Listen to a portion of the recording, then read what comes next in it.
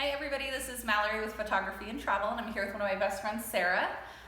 Today we're going to talk about Disneyland, and although there is so much information about Disneyland, today we're just going to talk about length. We went in October, the very end of October, first week of November, together to Disneyland, our families, so me and my two girls and my infant, and Sarah had 4 kids from 9, almost 10 to 4.5.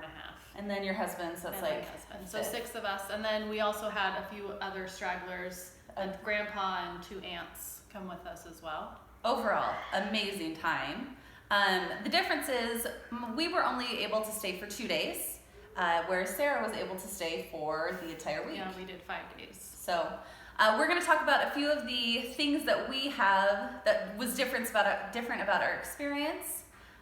First of all, how did you like staying 5 days? I really liked it. It was like our big family vacation for the year. We've never taken our kids to a theme park, so we really wanted to kind of just go all in if we were going to go. And Disneyland is like the place to go all in. Right. Yes. And because it has the 2 parks, we thought it would be a lot better to spend the extra time at the park. Okay. With the 5 days, that we Makes wouldn't feel sense. so rushed. And then we felt like, because we had just really our 2 girls who were at the right age for that, we weren't sure the whole week we could keep it busy and really enjoy it. So one question that you often get asked when you talk about going to Disneyland is how expensive it is. In fact, there's a shirt that says like the most expensive day ever, which is supposed to compete with the best day ever. Right. So 2 days we were paying roughly $100 per ticket per person per day. So I think out of pocket we spent a total of about $1,200 for our family for those 2 days. And then how much were you guys? Just for your tickets? Just for our tickets, yeah. Our total tickets were just under $1,900 for the entire week. Okay, so that's like... That's part of why we ended up doing the 5 days, because originally we were going to do 4, and it cost us $60 extra total to add a whole extra day. Okay, so for anybody who's thinking about like, oh, Star Wars Land is opening and the ticket prices are hiking up, well then just go for longer. If you're going to do it, go all in, right? Yeah. Okay. It's so expensive. And then with 5 days, how did you feel about like your actual experience? Did you feel like you got sick of the rides, or it was still fun? Or? No, I totally loved it. We only did we ended up doing a half day that last day we were there. We kind of figured it was a bonus day anyways. We would stay, go in the morning, check out of our hotel, stay as long as we wanted, and then not feel rushed when we wanted to leave. It was nice because we have a 4-year-old as our youngest, and she kind of got tired throughout the days. So it was nice that we had so much time that I felt like we could take her back and I could let her rest. And then my husband took our older kids back to the park. It was just nice having that feeling like you could have that flexibility to rest when your kids needed it. See, and I don't feel like we had that flexibility because you also had a Magic Morning. Yeah, we did. We had one early morning. So Magic Morning is when you get to enter the park an hour before it actually opens. And a couple different ways you can get one is by staying on the Disneyland Resort, or if you book multiple days. So I think you had to book 3 days to get a Magic Morning. Because we only booked 2, we did not get a Magic Morning. I will also say this about staying longer is that we didn't feel like we had to keep our kids up super late. So we still went to bed every night at a reasonable time. Granted, we went during the middle of the week, so we didn't have a lot of the firework parade stuff. And in October, I think during the summer they amped that up too. Right. So, I mean, we were back at our hotel by 8 o'clock at the latest every night. So our kids were really rested for the next day, so they weren't as mopey they didn't really complain anyways. But I think it's Disneyland. What are they going to complain about? Like, I'm sorry you saw Cinderella. That sounds awful. But we didn't, make them start at 8 o'clock in the morning until 10 o'clock at night. Yeah. I think that except for, the first day we went to Disney Adventure, and California Adventure, sorry. And it was great. It was so much fun. And there was a couple rides there that I would have loved to repeat. Yeah. I think as adults, we were able to go on a couple, but because we had so many kids, you don't always get to do the rides you want to do as many times as you would like to do them. But there were a few rides where I thought, yeah, it'd be really nice. But overall, it felt like a complete day. It felt really good. We got home at a reasonable hour. And then at Disneyland, we woke up and you guys had your early morning that day. So you were gone at 8, we met you at 9, and then we stayed until 10. Yeah, we stayed late that day. And so that's the day that we pushed our kids, and I guess you guys pushed your kids because we were together. Night, yeah. And I was surprised because even though we pushed our kids to do everything we wanted to do, they were fine.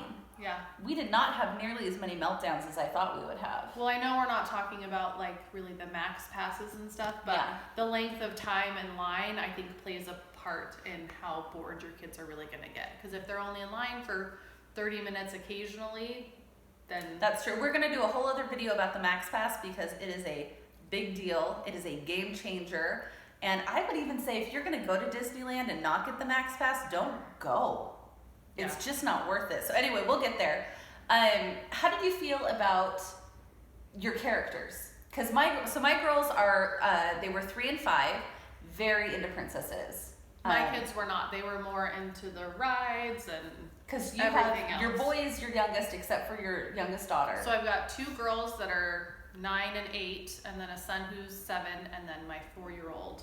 So my kids were kind of out of that. Dulcie wanted to see Elsa and Anna. We did stop and see some princesses.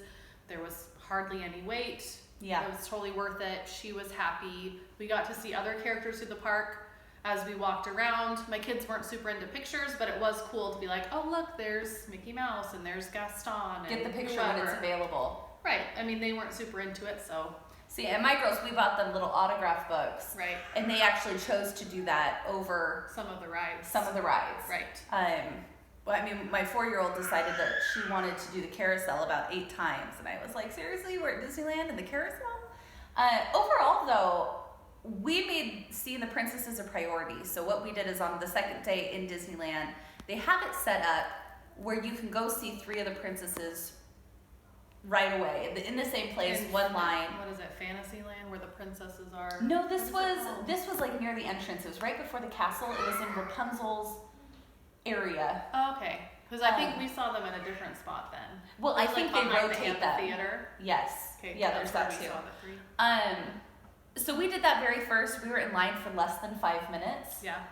So I think if that's a priority, but your time is limited, do that first. That first. That's when we went and saw the princesses that one morning. It's because we were there first thing in the morning. We happened to be nearby and saw that there was hardly any line. So we said, if we're going to do it.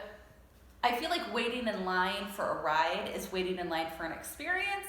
Whereas after meeting a person, it's just not as exciting. So get that done. Don't stress about it.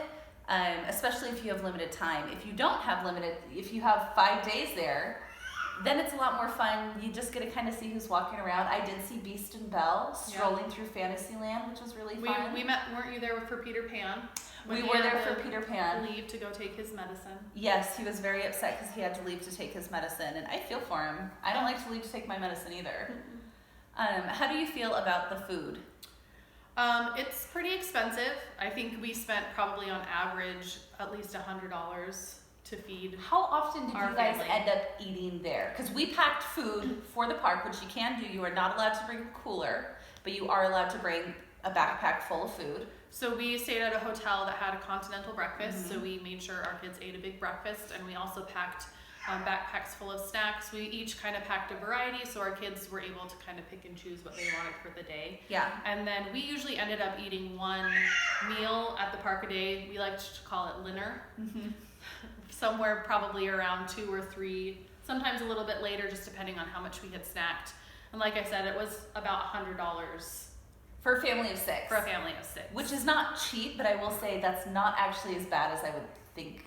Now, we also did go a little crazy with the snacking. The churros got us real bad. Yeah. And the popcorn buckets. If there's something to go bad on though, I think the churros I think at one point we had, I got 11 for us. Yes, that's true. Yeah. I think I Venmo'd you a ridiculous amount of churro money for 2 days.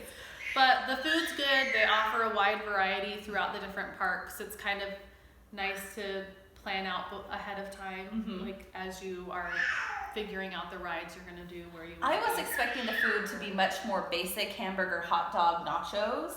I didn't realize that as you went to the different lands, they had really thought about what that location would serve. Right. And so that was my one big regret is I really could have enjoyed the food more. Right. For instance,